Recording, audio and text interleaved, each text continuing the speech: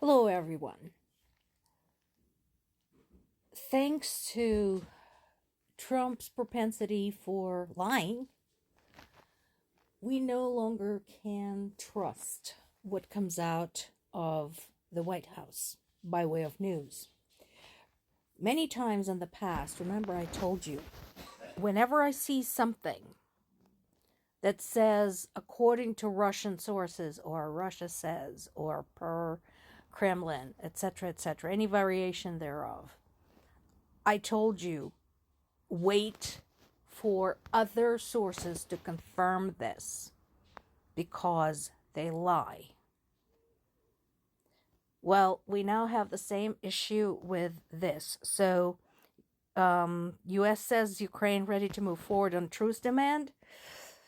No. Ukraine is ready to talk about it, but it's not ready to move forward because there still haven't been any security guarantees from the U.S.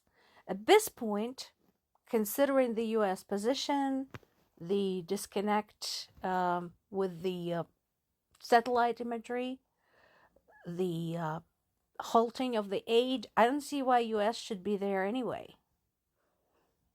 U.S. appears to be basically just a Russian intermediary at this point. So who are they to say what Ukraine is ready or not ready for? Yes, they will come to the negotiating table. Yes, they do want to sit down because people are dying.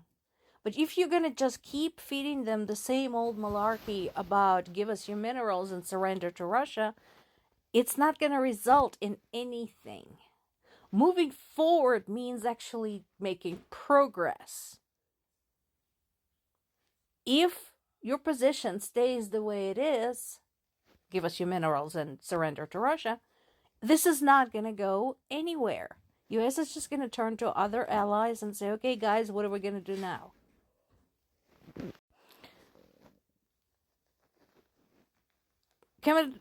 This is in Britain. Cabinet Office Prime Minister Pat McFadden said that countries cannot be forced into Ukraine peace coalition.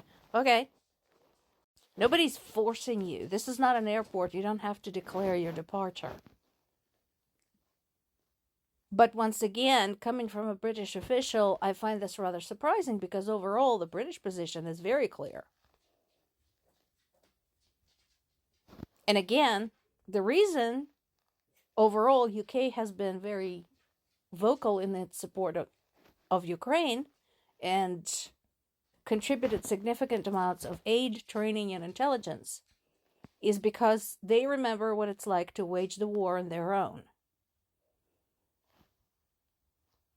So, no, nobody's forcing you, nobody's strong-arming you. Right now, the British government is following the public sentiment. Because thankfully, apparently more people in the United Kingdom have been studying history than people in the United States. I talked about the part about Trump complaining that Ukraine is difficult to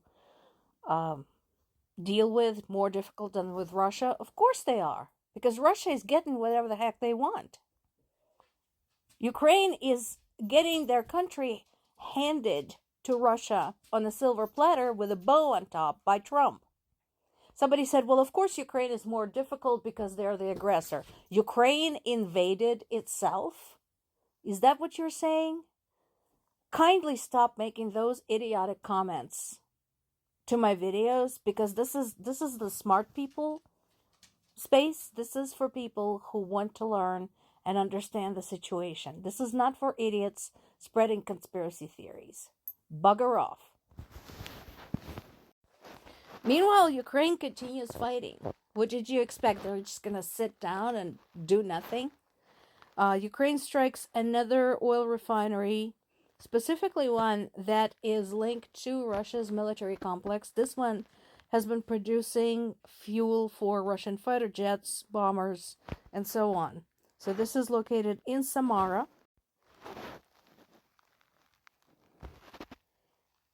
And the capacity of that refinery is 8.8 million metric ton of oil per year.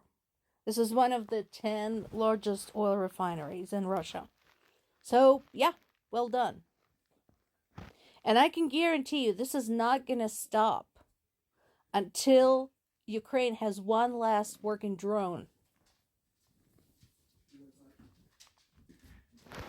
Now, this is interesting. So, this is being covered by multiple sources.